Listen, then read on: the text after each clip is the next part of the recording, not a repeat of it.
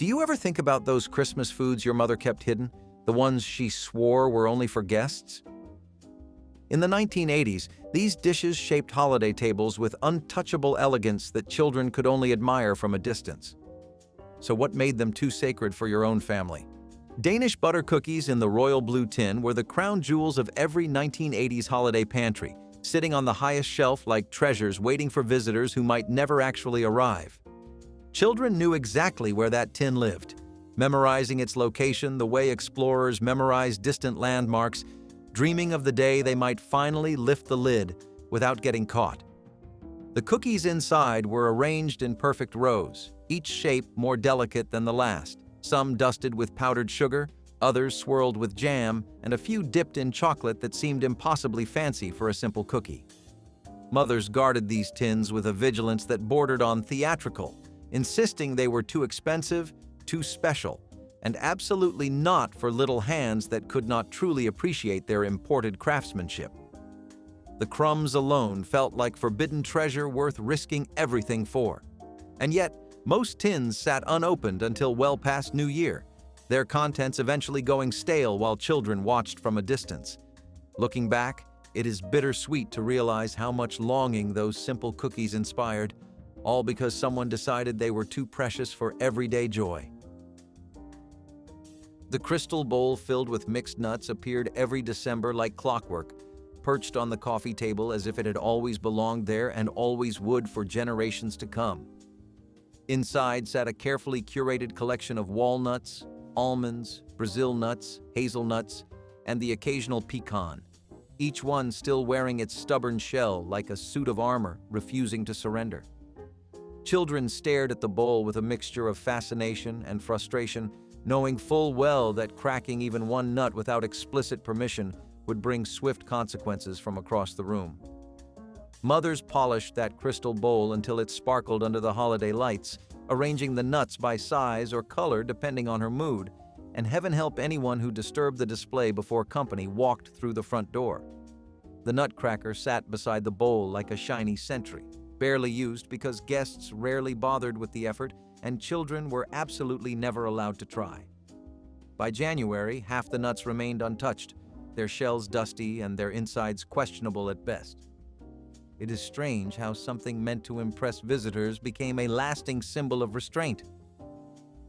The fancy cheese ball rolled in chopped nuts or dried herbs sat at the center of every holiday gathering, looking far more sophisticated than anything else in the refrigerator. Mothers spent hours mixing cream cheese with seasonings, shaping it by hand, then coating the outside with a crunchy layer that made the whole thing look like something pulled straight from a glossy magazine spread. Children were told repeatedly that this was not a snack, not a lunch option, and definitely not something to poke with curious fingers while no one was watching. The cheese ball only emerged when guests arrived, placed on a special plate surrounded by fancy crackers arranged in overlapping circles like tiny edible shingles that looked almost too perfect to disturb. Kids hovered nearby, hoping for a stray cracker or a smear of cheese that fell outside the sacred presentation zone. Most of the time, they were shooed away before they could even get close enough to smell the herbs. And somehow, despite all the careful effort, half the cheese ball often ended up back in the fridge, wrapped tightly in plastic and slowly forgotten until someone finally threw it out.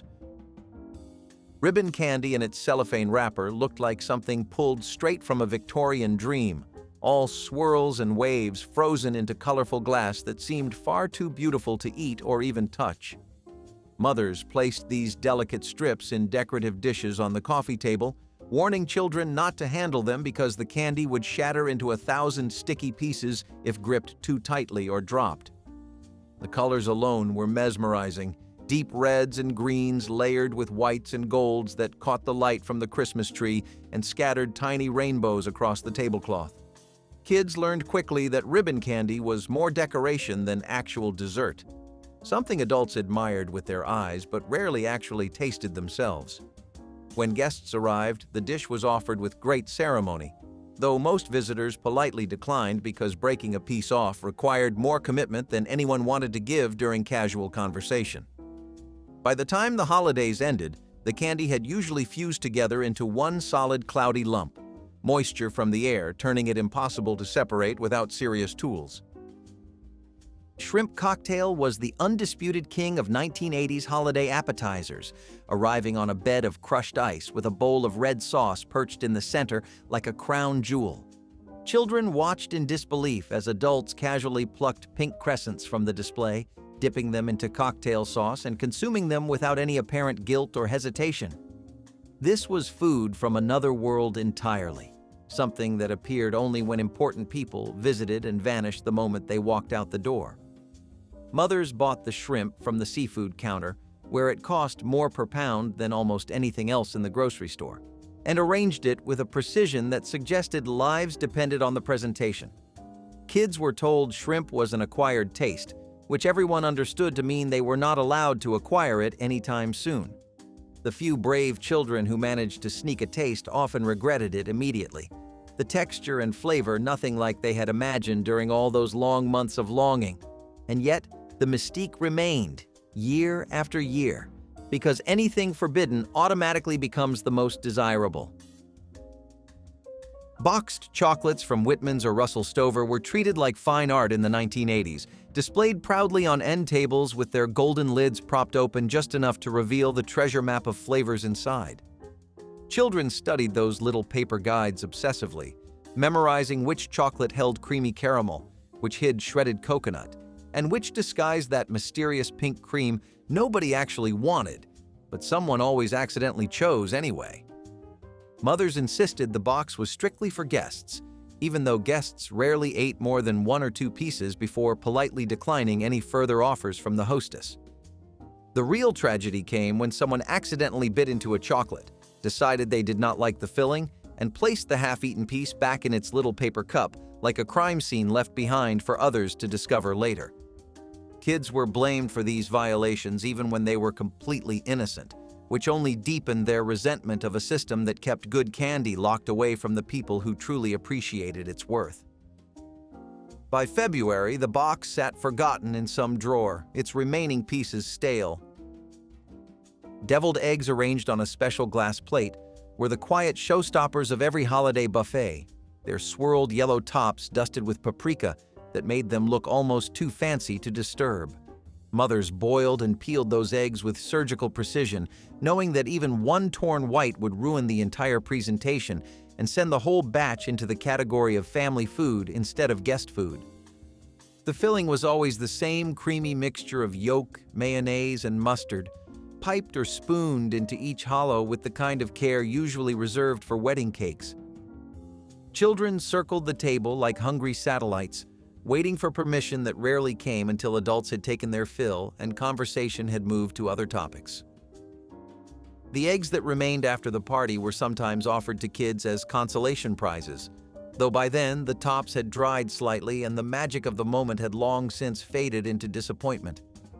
It is strange how much effort went into something so simple, all for the approval of visitors who probably would have been just as happy with store-bought treats and casual presentation.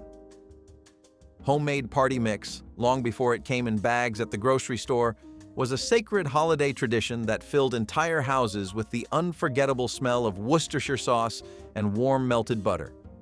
Mothers mixed cereals, pretzels, and assorted nuts in enormous roasting pans, stirring carefully to coat every single piece before sliding the whole thing into the oven for hours of slow toasting that seemed to stretch on forever. Children hovered near the kitchen doorway, hoping to catch a stray piece that tumbled from the pan, only to be told this batch was specifically for the Christmas party and there would be absolutely none left over for casual snacking. The finished mix was stored in decorative tins or glass jars, sealed away like precious cargo until guests arrived and finally got permission to dig in with both hands. Kids watched strangers scoop generous handfuls into tiny napkins while they themselves received stern looks for even reaching toward the serving bowl. The salty, savory crunch was impossible to forget, and the scent alone could transport anyone back to a 1980s living room filled with adults laughing and children waiting. Little cocktail sausages swimming in a slow cooker filled with some combination of grape jelly and chili sauce were the mystery food that fascinated and confused children in equal measure throughout every single holiday season. The recipe sounded completely absurd when explained out loud, and yet the result was sticky, sweet, savory perfection that adults simply could not stop eating once they started reaching for the toothpicks. Mothers prepared these tiny sausages hours before guests arrived, letting them simmer patiently until the sauce thickened into a glossy coating that clung to each little piece like edible lacquer. Kids were told repeatedly that these were appetizers strictly for grown-ups only, which made absolutely no sense because what child does not love tiny hot dogs covered in sweet sugary glaze? The slow cooker sat on the counter all evening long, its lid occasionally lifted by guests who pretended to be checking the temperature but were really just sneaking another taste when they thought no one was looking closely. By the end of the night, only sauce remained, and children were left wondering why they had been denied. The carton of store-bought eggnog only appeared during the final weeks of December, tucked carefully into the back corner of the refrigerator like a creamy secret too rich and too special to share with just anyone who happened to be thirsty. Mothers bought it knowing full well that most of it would probably go to waste eventually, but the tradition demanded its presence on the holiday table regardless of practicality or simple common sense. Children were told eggnog was too heavy, too sweet, too adult, and definitely too expensive to pour into glasses for people who might not even appreciate it enough to finish what they were given. When guests arrived, small cups were filled with careful restraint, sometimes spiked with something from a bottle that appeared only on very special occasions and otherwise stayed hidden. Kids watched the creamy liquid swirl in crystal punch cups, imagining it tasted like melted vanilla ice cream mixed with cinnamon clouds and pure holiday magic. The few lucky children who received a tiny sip often found the reality overwhelming, too thick and strange to match the fantasy they had spent weeks building. Petit fours from the bakery arrived in white cardboard boxes tied with ribbon. Each tiny cake a masterpiece of pastel frosting and delicate decoration that seemed almost impossible to have been made by human hands. Mothers displayed them on tiered serving plates, adjusting their positions until every angle looked perfect for the guests who would soon walk through the door. Children pressed their noses close, marveling at the miniature roses, the smooth glaze, and the way each cake sat in its own little paper cup like a jewel, waiting to be claimed by someone important. These were not everyday desserts. These were status symbols wrapped in buttercream, proof that your family knew how to entertain properly and spare no expense when the occasion demanded elegance. Kids were told these cakes were far too expensive to waste on people who would gobble them down without appreciating the artistry involved in their creation. The irony, of course, was that most guests took only one to be polite, leaving half the box untouched by the end of the evening. Those leftover petit fours haunted the refrigerator for days, growing stale, while children wondered why beauty always seemed to matter more than enjoyment.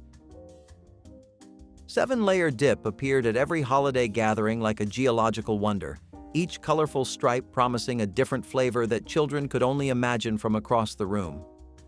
Mothers assembled these dips with architectural precision, spreading refried beans, sour cream, guacamole, salsa, cheese, olives, and tomatoes in perfect horizontal layers that looked almost too beautiful to destroy with a chip. The presentation was everything, and disturbing that pristine surface before guests arrived was absolutely out of the question, no matter how desperately hungry a child might claim to be. Kids circled the table like vultures, watching adults scoop through the layers with casual confidence, mixing colors and textures together in ways that seemed rebellious given how carefully everything had been arranged. The dip sat on the buffet all night, its edges slowly drying while the center grew increasingly excavated and chaotic. By the time children were finally allowed a taste, the layers had collapsed into a brownish swirl that bore little resemblance to the masterpiece their mothers had built. It was delicious anyway, though nobody ever admitted that the messy version tasted just as good. Cream cheese and olives spread on fancy crackers was the kind of appetizer that made children question everything they thought they understood about food and the adults who ate it. The spread itself looked innocent enough, a smooth white mixture dotted with green and sometimes pimento red, but the taste was something else entirely, salty and briny and completely unlike anything a kid would willingly choose from a menu. Mothers made it from scratch, blending cream cheese with chopped olives and sometimes a splash of olive juice for extra tang, then spreading it carefully onto crackers arranged in neat rows on silver trays. Guests seemed to genuinely enjoy it, returning for seconds and thirds while children watched in confused disbelief.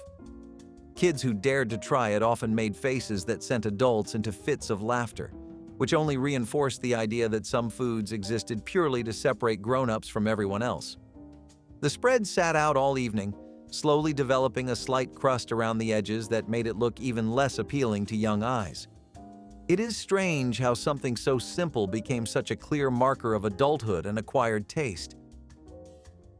Fancy dinner mints in pastel colors filled crystal dishes at the end of every holiday buffet, their soft, pillowy shapes promising sweetness that children rarely got to experience firsthand. These were not the hard peppermints from the restaurant counter or the chalky discs that came in rolls. These were elegant confections that melted on the tongue, leaving behind a cool sweetness that adults claimed helped settle the stomach after a heavy meal. Mothers positioned these dishes strategically near the door, a final gesture of hospitality for guests preparing to leave after hours of eating and conversation. Children eyed the mints all evening, waiting for permission that usually came only after every adult had taken their share and the party was winding down toward its natural conclusion. By then, the mints had often been picked over, leaving only the colors nobody particularly wanted and a few broken pieces that looked less than perfect.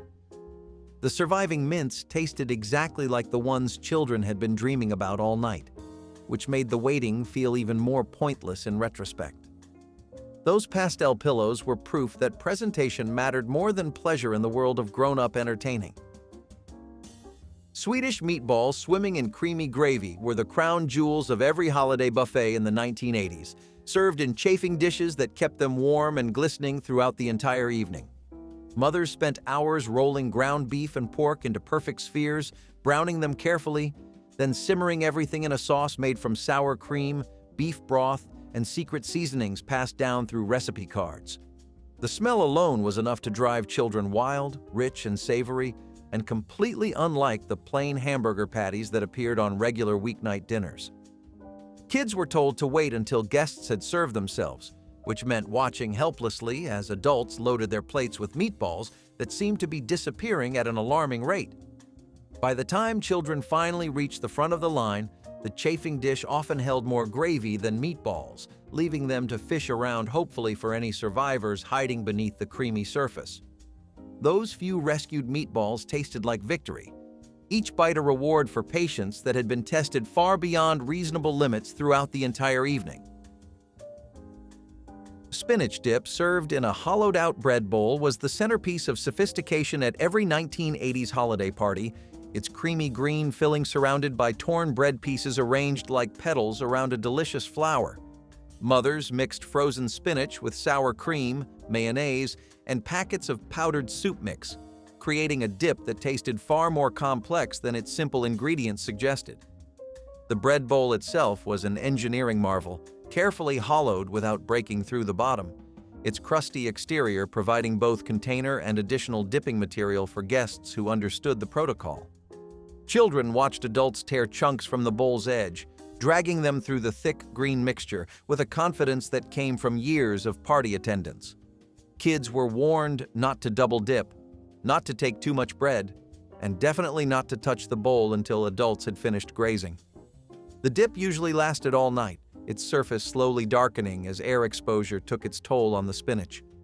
Those hollowed bread bowls remain one of the most iconic images of 80s entertaining, proof that presentation could transform simple ingredients into something unforgettable. Sugar-coated nuts in decorative tins appeared every December like edible ornaments, their crystalline shells catching the light and making them look far too precious for casual snacking. Mothers either made them from scratch, stirring nuts in bubbling sugar syrup until each one wore a crackling sweet armor, or purchased them from specialty shops where they cost more than seemed reasonable for something that would disappear in minutes if given the chance. These nuts were displayed on coffee tables and sideboards, positioned near candles and greenery like part of the seasonal decoration rather than actual food meant for eating. Children learned quickly that reaching into those tins without permission brought swift correction from across the room. The nuts were for guests, for important visitors, for anyone except the people who lived in the house and looked at them longingly every single day of the holiday season. By January, the remaining nuts had often gone soft, their sugar coating turning sticky and unpleasant from humidity that crept into even the most tightly sealed containers. Those crystallized almonds and pecans taught children that some pleasures were meant to be admired rather than enjoyed. Homemade fudge cut into perfect squares and arranged on holiday platters was the gold standard of Christmas candy in the 1980s, each piece representing hours of careful temperature monitoring and anxious stirring. Mothers stood over bubbling pots with candy thermometers, watching the mercury climb toward that magic number that meant the difference between creamy perfection and grainy disaster. The fudge was poured into buttered pans, cooled slowly, then cut with precision that suggested the pieces might be judged by some unseen panel. Children watched the entire process with fascination, hoping that a mistake might mean they could taste the batch that did not turn out quite right for company. But mothers rarely made mistakes, and the fudge that emerged was always destined for gift boxes, cookie exchanges, and visitors who would receive it with appropriate appreciation. Kids got the end pieces sometimes, the irregular chunks that did not fit neatly into the presentation, and those imperfect squares tasted just as rich and chocolatey as the perfect ones. The fudge tradition taught children that perfection was for others, while they made do with whatever was left. Cheese straws twisted into elegant spirals or cut into delicate sticks were the savory backbone of every proper holiday appetizer spread in the 1980s. Mothers rolled out pastry dough, sprinkled it with sharp cheddar and cayenne pepper, then cut and twisted each piece by hand before baking them until golden and impossibly flaky. The smell that filled the kitchen was enough to make children abandon whatever they were doing and hover near the oven door like moths drawn to warm, cheesy light. These were not the puffy cheese snacks that came in bags from the grocery store. These were handcrafted works of art that shattered when you bit into them, sending buttery crumbs cascading down the front of your shirt.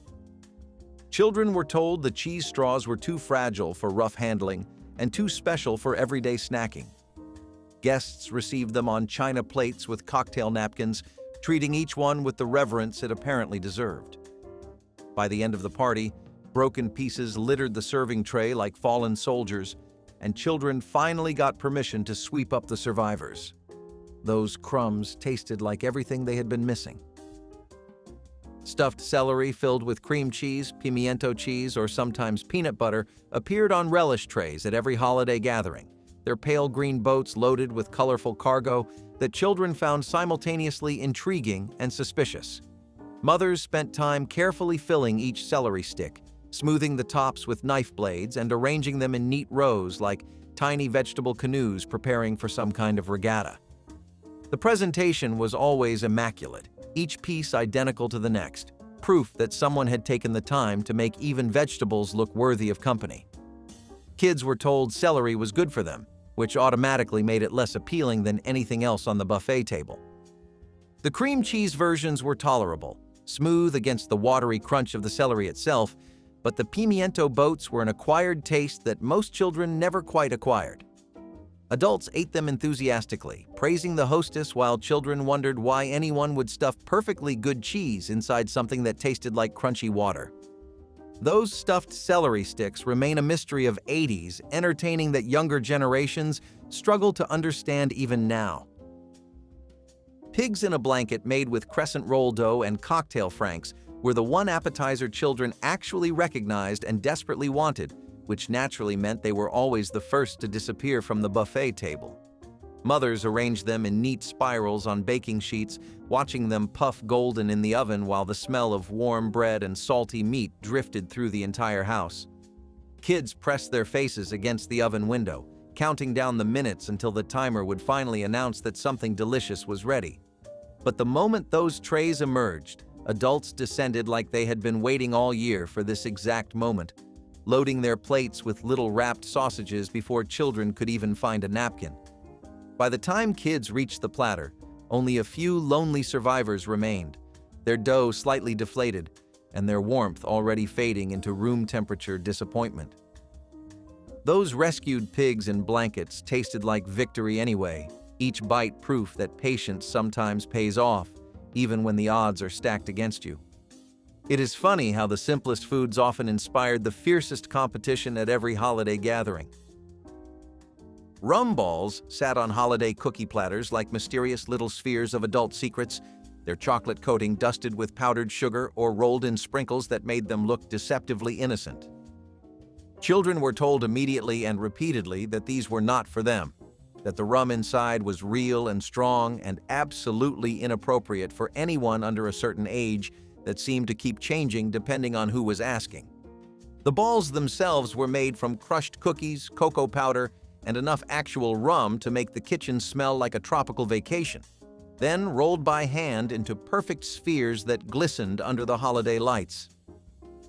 Adults popped them casually, sometimes closing their eyes to savor the boozy sweetness while children watched with a mixture of curiosity and resentment. The forbidden nature of rum balls made them infinitely more interesting than any other dessert on the table, even though kids who snuck a taste often found the alcohol burn overwhelming and deeply disappointing. Those mysterious chocolate spheres represented everything confusing about adult pleasures, wrapped in sugar and completely off limits for reasons that never quite made sense. The cheese and fruit tray arranged on a wooden board looked like edible artwork in every 1980s living room, with wedges of brie, blocks of cheddar, clusters of grapes, and slices of apple fanned out in patterns that seemed almost too beautiful to disturb. Mothers spent considerable time positioning each element, tucking sprigs of parsley into corners and ensuring the crackers formed perfect arcs around the edges of the display. Children were drawn to the grapes like magnets, only to be told that pulling one from the bunch would ruin the entire arrangement and they would have to wait until guests had admired the presentation properly. The cheese itself was a mystery, especially the soft ones with rinds that looked like they belonged in a museum rather than on a cracker.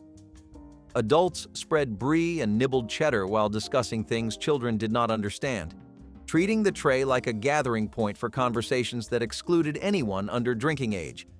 By the end of the evening, the tray looked ransacked, its careful arrangement destroyed, and children finally got permission to grab whatever grapes remained.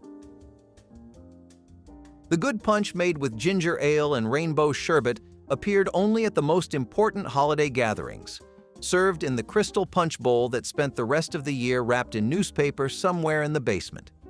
Mothers scooped colorful sherbet into the bowl, watching it float and slowly melt into the fizzing soda like tiny pastel icebergs drifting through a sparkling sea. Children gathered around the table with wide eyes, mesmerized by the way the colors swirled together and the bubbles rose through layers of melting cream. But this was company punch, which meant waiting until every adult had filled their cup and returned for seconds before kids could even think about asking for a taste. The punch was sweet, cold, creamy, and absolutely worth the wait, though by the time children reached the bowl, the sherbet had often melted into a pale pink slush that bore little resemblance to the rainbow masterpiece that had appeared an hour earlier. Those crystal punch bowls full of floating sherbet remain one of the most vivid images of 80s holiday entertaining, proof that simple ingredients could create something magical. The layered Jello mold wobbling on its serving plate was the centerpiece that proved a hostess had truly committed to the holiday season, its translucent stripes of red and green shimmering like stained glass. Mothers spent entire days building these creations, waiting for each layer to set before carefully pouring the next, praying that nothing would crack or slide or refuse to unmold when the moment of truth arrived. Children watched the process with fascination, sneaking peeks into the refrigerator to check on what looked like a science experiment disguised as dessert. The finished mold emerged from its container like a wobbly jewel, quivering slightly as it was carried to the table where guests would soon admire its achievement. Kids were told not to touch, not to bump the table, and definitely not to stick their fingers into the jiggly surface no matter how tempting the texture appeared.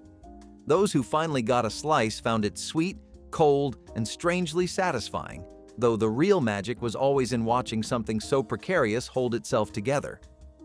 Jello molds remain the ultimate symbol of 80s holiday effort, proof that the wobbliest creations carry the most memory. Canned corn pudding was one of those dishes that made the most of simple ingredients. All you needed were a few cans of creamed corn, a handful of flour, and maybe an egg or two to bind it together. The result was a buttery, soft pudding that tasted like home.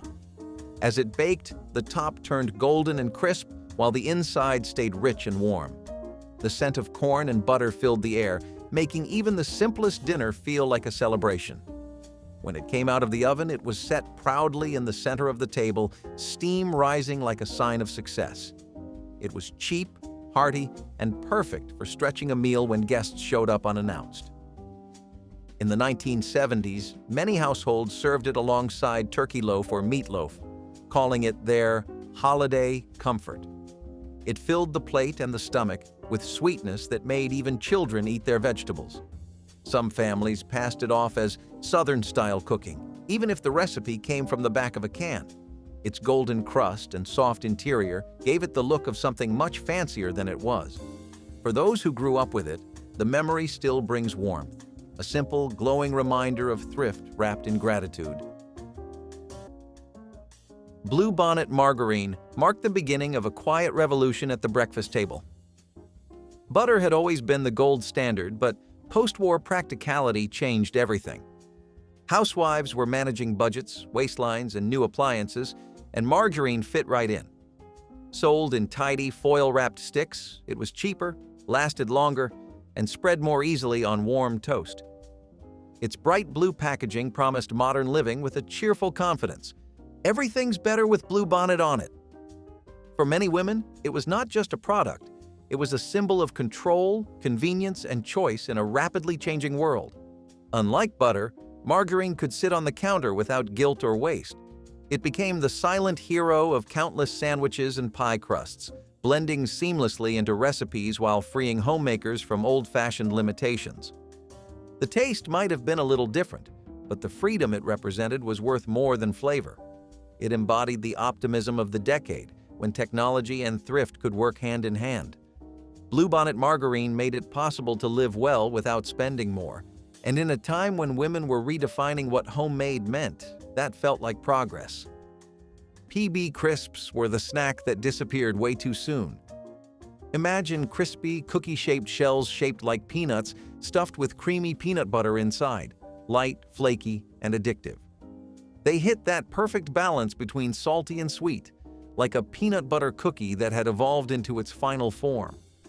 The smell hit you first, a toasted, nutty sweetness that could make any kitchen feel like heaven. Each bite shattered in your mouth with that buttery crunch, followed by the smooth peanut filling melting right after. It wasn't just a snack. It was an experience you could taste, smell, and feel all at once. Every bite crunched, then melted, and then made you instantly reach for another. It was the kind of snack you didn't just eat, you devoured. People kept boxes hidden in pantries the way adults hide good chocolate now. The packaging showed a happy little peanut character smiling like he knew the secret to happiness. He kind of did. Even now, decades later, fans post online petitions and social media campaigns begging for PB crisps to make a comeback. Few snacks earn that kind of loyalty, but these did, with every flake and crumble burned into memory. They weren't just cookies, they were comfort disguised as crunch. Then, without warning, PB crisps vanished in the mid-90s. Fans still mourn them online, begging planters to bring them back. That kind of love doesn't fade, it just waits. PB crisps weren't just a snack, they were comfort in a bag, and every bite tasted like nostalgia waiting to happen. Green Giant canned peas made vegetables exciting, or at least as exciting as canned peas could get. With the booming grocery industry of the 1950s, canned goods were the heart of every pantry, and Green Giant led the pack. The jolly Green Giant himself, towering and cheerful, became one of the most recognizable mascots in America. His booming "ho, ho, ho" turned something as humble as peas into a promise of health and happiness. Canned peas were soft, mild, and a little salty, but they represented something much bigger, the belief that science and packaging could make nature last forever.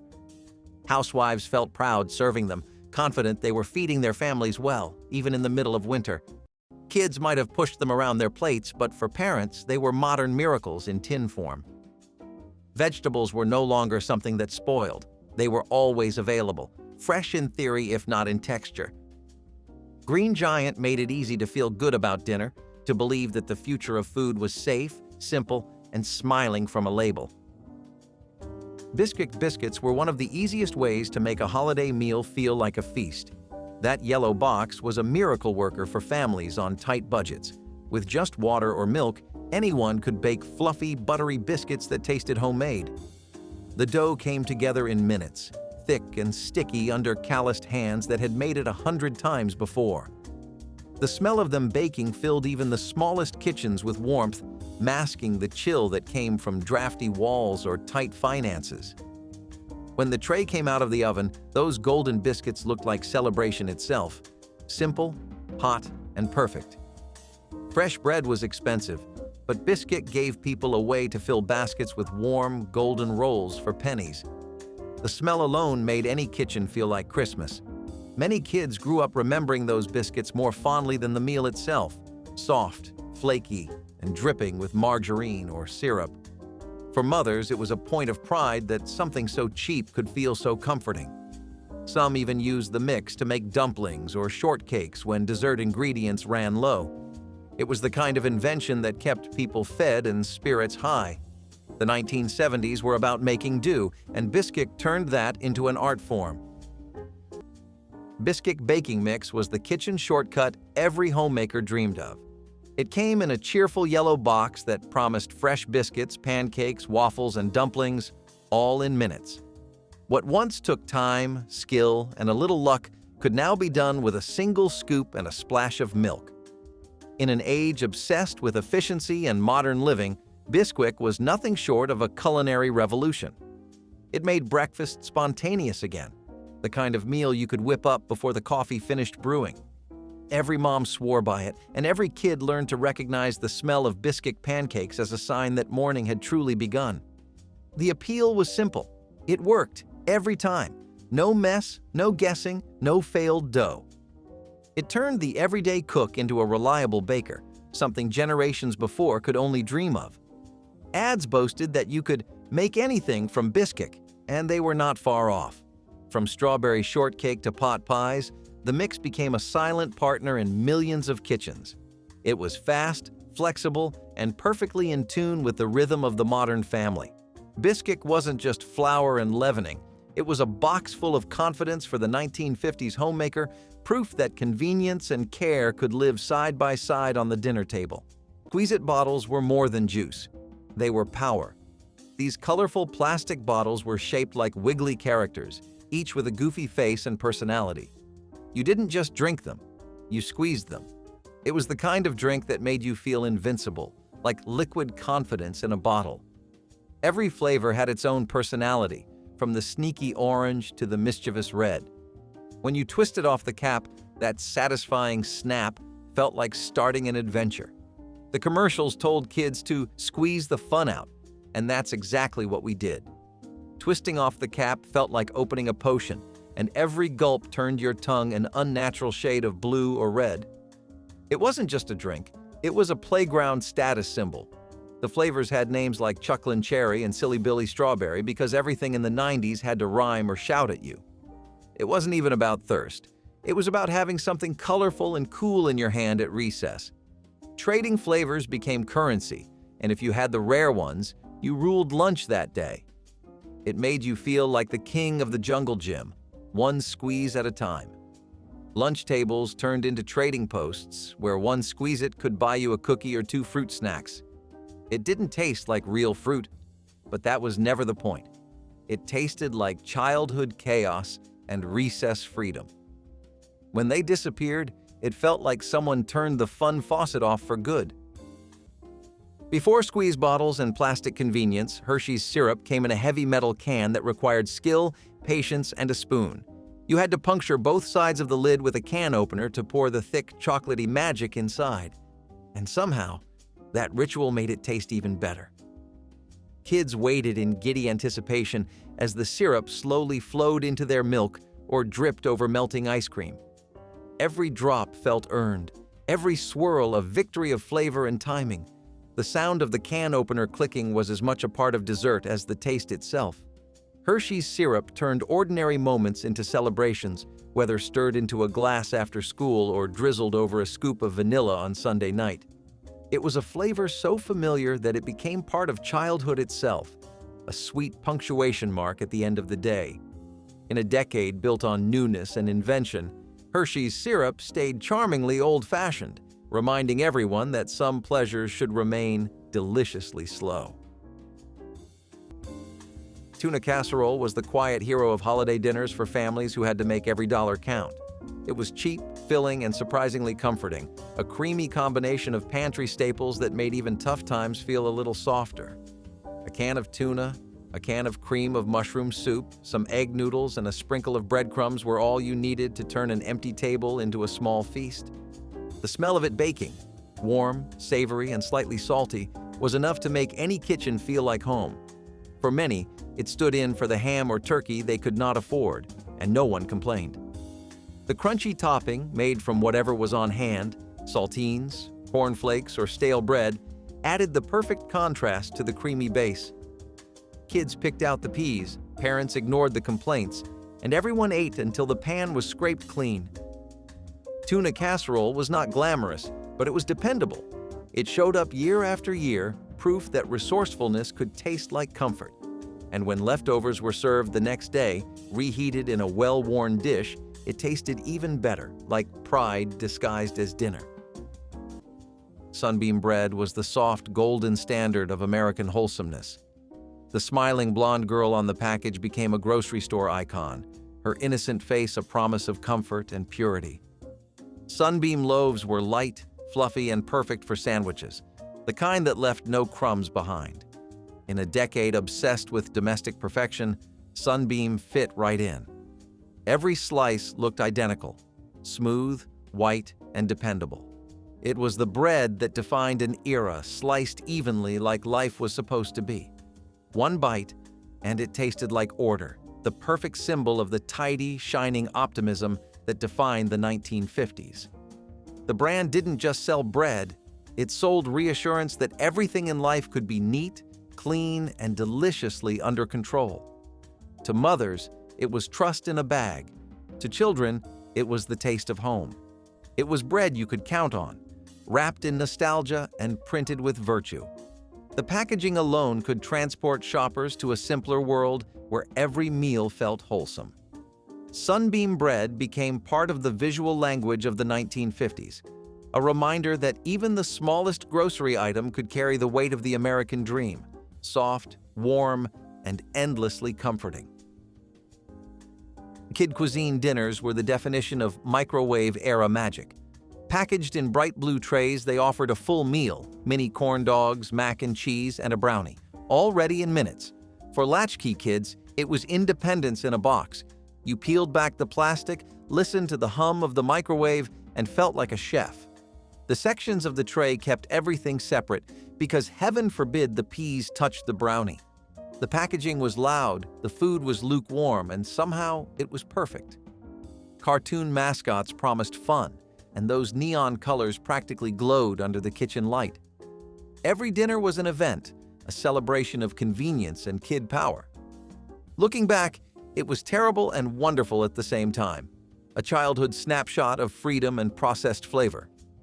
Nothing today tastes quite like those microwaved brownies, and maybe that's for the best, but we'll never stop remembering them. Boxed stuffing mix was one of the greatest holiday inventions for the working-class kitchen. Before it, stuffing required hours of baking bread, chopping vegetables, and using precious butter. But in the 1970s, a cardboard box with dried cubes and powdered seasoning could deliver that same aroma in minutes. The smell alone could make any small apartment kitchen feel like a feast, even if there was little else cooking. Children would peek over the stove, watching the steam rise as the water mixed with the herbs and breadcrumbs, filling the air with warmth and memory.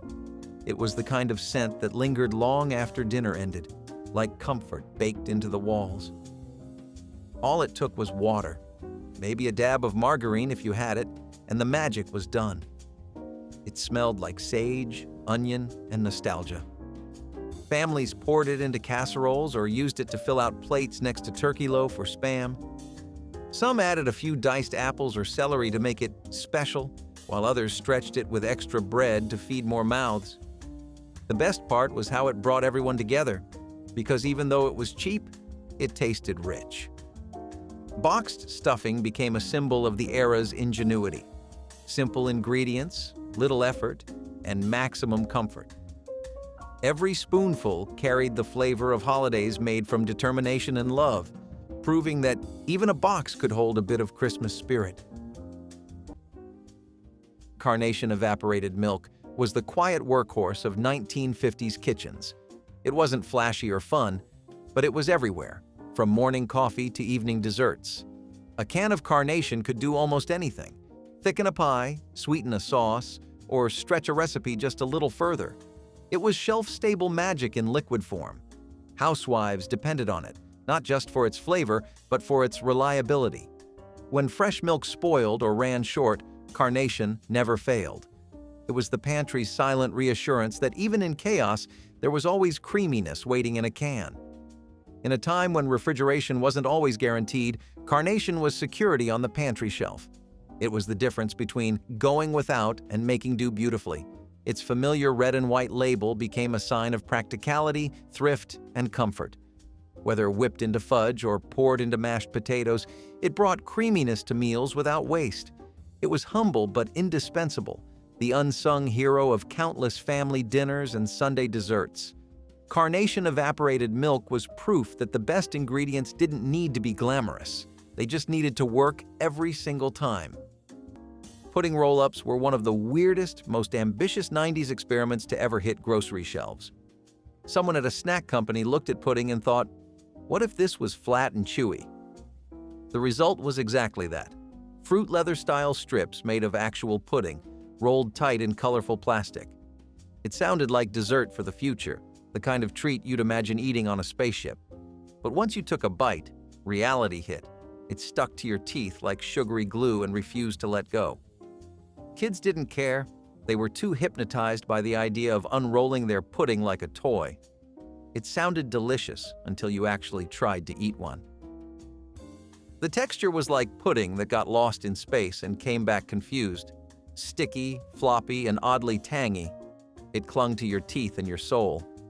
Kids still begged for them, mostly because commercials made them look like candy from the future. Every lunch table had that one brave kid who claimed to actually love them, wearing it like a badge of honor. The rest of us tried to believe them, chewing through the stickiness while convincing ourselves it was good. It wasn't, but we wanted it to be. You unrolled them, sniffed that sweet chocolate smell, and told yourself it would taste amazing. It didn't, but we kept trying anyway. Because in the 90s, everything was worth one more shot if it came in bright packaging.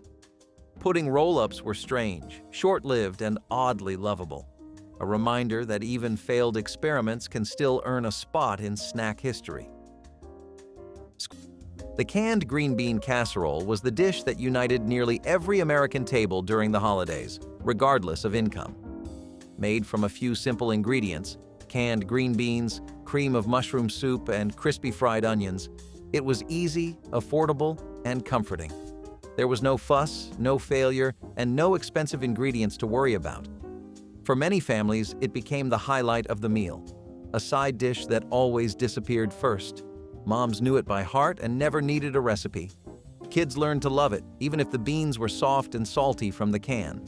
The smell of it baking filled the house with warmth, and that first scoop, bubbling and golden, always felt like the start of the holiday. It was not about luxury, it was about tradition and practicality. It gave every table a touch of that home-cooked magic, even if everything came from a can. And long after the feast was over, those flavors, rich, creamy, and familiar, reminded families that even simple food could feel like a feast when shared. Canned cranberry sauce was one of those little luxuries poor families could afford to bring color and sweetness to their table. You could buy it for less than $1, and it instantly made dinner feel like a real celebration. It slid out of the can with a soft slurp, still carrying the ridges from the tin, wobbling like a red jewel on a glass dish. Some people sliced it into perfect circles, others mashed it with a fork to make it look fresh. It was sweet, tangy, and oddly satisfying. It paired with everything, stuffing, turkey loaf, or even Spam, and made each bite feel festive. For kids, it was the closest thing to candy they would see on the table. It looked fancy even when nothing else did, gleaming under the kitchen light like a store-bought treasure. Every time someone spooned it onto their plate, they were reminded that celebration did not have to be expensive. That single can turn ordinary dinners into something you could call a holiday meal, and that was magic enough. Sanka coffee was the quiet companion of early mornings and late-night talks, a small orange can that promised the pleasure of coffee without the jitters. Before the 1950s, decaf was a curiosity. After Sanka, it became a movement. For health-conscious adults, it offered a way to keep the ritual while easing the nerves. The name itself, short for sans caffeine, felt sophisticated, like a European secret that had finally arrived in American kitchens. It gave people permission to drink coffee anytime, day or night, and still sleep soundly. Its mild, smooth flavor was comforting, especially for the older generation who still wanted to sip alongside younger caffeine drinkers. Advertisements called it the coffee that lets you rest, and that sentiment fit perfectly into an era that valued calm and composure. Sanka represented refinement, restraint, and balance, at a time when indulgence was often followed by guilt. It was coffee made civilized, offering a sense of self-care long before that phrase existed. For millions of Americans, one orange cup at a time, Sanka was proof that moderation could still taste wonderful. Butterfinger BBs were the candy that proved great things came in tiny, melty packages. They were little bite-sized Butterfinger balls, sold in a shiny orange bag that promised all the crunch and peanut buttery goodness of the original bar, just smaller and cooler. The problem was they melted faster than a 90s kid running home after the streetlights came on. By the time you poured a handful into your palm, half of them had already turned into sticky caramel rubble. Still, we loved them for the chaos. You'd pop them one after another, the chocolate coating cracking to reveal that familiar flaky crunch. The commercials made them feel rebellious, like candy made for rule breakers and after-school legends. They were gone by the early 2000s, victims of their own messiness. But every nostalgic candy fan still dreams of their comeback. They weren't convenient, but they were unforgettable. Butterfinger BBs were everything the 90s stood for: sweet, chaotic, and just a little too much for their own good. Cracker Jack was more than a snack. It was a little piece of American magic tucked inside every box. Sweet caramel-coated popcorn and peanuts tumbled together in that familiar red and white striped package, and at the bottom waited a prize that made every handful an adventure. Kids tore into the bags, not just for the taste, but for the tiny surprise buried within: a sticker, a ring, a trinket worth its weight in excitement. In a world without digital screens or fast distractions, that little prize felt like treasure. The sound of the box shaking was the sound of pure anticipation, a simple thrill that never grew old. Even adults could not resist the nostalgia of it, remembering afternoons at ball games or movie matinees where Cracker Jack was the treat of choice. The caramel stuck to your fingers and the sweetness lingered long after the last peanut was gone. Its sailor mascot smiled from every box, a symbol of simpler times and innocent pleasures. It was not fancy, but it was full of heart, a snack that reminded everyone that joy could come from the smallest things. In the 1950s grocery aisle, Cracker Jack stood proudly as a reminder that life's sweetest moments often came wrapped in something humble, crunchy, and just a little sticky. Budget meatloaf with saltine crackers was the king of resourceful holiday cooking. Ground beef was a splurge, so stretching it with crushed crackers and ketchup made it last longer. Every bite tasted like hard work and home. Mothers shaped it with care, glazing it with whatever they could find: tomato paste, brown sugar, or even jelly. The smell filled the house, mixing with the sound of laughter and old Christmas music on the radio. It might not have been turkey or ham, but it was rich in something else: comfort. Kids fought for the crispy ends, and fathers proudly carved it like it was prime rib. The leftovers made sandwiches that lasted through the week. It was proof that a little creativity could make a humble meal feel grand. In the 1970s, that was the real secret of surviving the holidays, turning whatever you had into something worth remembering. Chef Boyardee spaghetti and meatballs brought Italian food to the American dinner table, canned, convenient, and ready in minutes. To families who had never seen real pasta before, it was exotic and exciting. The red sauce, the soft noodles, and the tiny meatballs were a revelation for suburban kitchens. It was a product of the immigrant dream made accessible to everyone. Opening that can was like opening the door to another culture, safe, sweet, and just foreign enough to feel adventurous. It was comfort food with a passport, wrapped in a label that felt both friendly and daring. Chef Boyardee himself became a household name, a smiling symbol of culinary adventure you could trust. It was a way to feel worldly without leaving your kitchen, and that felt like progress. The canned pasta might not have been authentic, but it was comforting, consistent, and distinctly American. It made weeknight dinners easier and mealtime a little more exciting. For a generation raised on casseroles and meatloaf, it was a taste of something new, safe, simple, and satisfying. Chef Boyardee proved that food could be both foreign and familiar, opening the door for a nation ready to eat its way into modernity. French toast crunch was Saturday morning comfort in a cereal box. Every piece looked like a tiny slice of golden toast, glistening with cinnamon sugar coating. It smelled like a breakfast diner in your kitchen. When you poured milk over it, the scent filled the air like maple syrup on a hot griddle. The crunch was perfect, the sweetness just enough to keep you sneaking handfuls straight from the box. It wasn't breakfast, it was dessert disguised as cereal. The ads showed cartoon slices of toast dancing across screens, and every kid who tried it swore it tasted like happiness. Parents might have rolled their eyes at the sugar content, but it didn't matter. For the kids who grew up with it, French toast crunch wasn't just cereal. It was a ritual, a memory you could taste. When it disappeared, people missed it like an old friend, and when it returned years later, it proved that nostalgia really does come with syrup. Marshmallow-topped sweet potatoes brought color and sweetness to the table, even when the pantry was nearly bare. Most families used canned yams, drained and mixed with margarine and brown sugar before layering marshmallows on top. When baked, it came out bubbling and golden, a dessert disguised as a side dish. As it cooked, the marshmallows slowly melted into a caramelized crust, filling the house with the smell of sugar and cinnamon. Parents would pull it from the oven like it was a prize, the gooey topping stretching with every spoonful.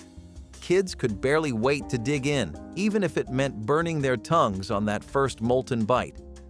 Kids loved it, adults tolerated it, and everyone recognized it as a holiday classic.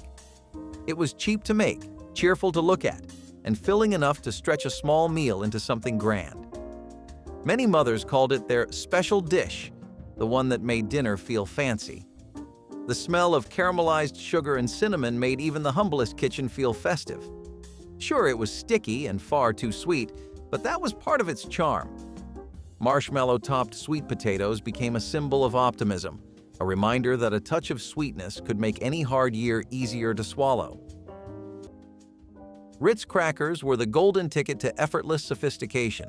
Buttery, crisp, and perfectly round, they turned simple snacks into something special. A box of Ritz was always present at bridge clubs, holiday parties, and quiet family nights alike. It was the kind of food that made you feel fancy, even when topped with nothing more than cheese or peanut butter. The slogan, "Everything tastes better when it sits on a Ritz," captured the essence of post-war optimism, an idea that even the ordinary could be elevated with a little style. They were indulgence within reach, luxury you could hold between your fingers. In the 1950s, Ritz crackers weren't just snacks, they were social glue. They made entertaining easy, elegant, and endlessly repeatable. You could build tiny appetizers or crush them into casseroles. They did it all. Ritz gave families the feeling that refinement didn't need to be expensive, just buttery and well-packaged.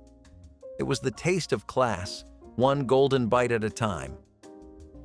Spam and pineapple bake might sound unusual now, but in the 1970s, it was a beloved centerpiece of thrift and creativity. Spam was cheap, filling, and packed with enough salt to make anything taste satisfying. With just a few canned pineapple rings and a drizzle of brown sugar or honey, it turned into a sweet and savory dish that looked far fancier than it cost. Mothers called it poor man's ham, but they served it proudly, often on vintage Pyrex plates that had seen many holidays. The golden caramelized edges, the warm syrup scent, and that hint of tangy pineapple all made it feel festive, even if it came straight from the pantry. For kids, it was delicious comfort food, sticky, smoky, and oddly satisfying. Many families kept Spam as a standby, knowing it could transform into a holiday meal at a moment's notice. It might not have been carved at the head of the table, but it brought the same joy and laughter. In a decade defined by practicality and perseverance, this dish symbolized what made the 1970s kitchen so special: the ability to turn little into plenty. Before you go, tell us which forbidden holiday food you remember most. Drop a like if this trip through the 80s buffet brought back memories, and subscribe so you never miss another taste of the past we all thought we had forgotten.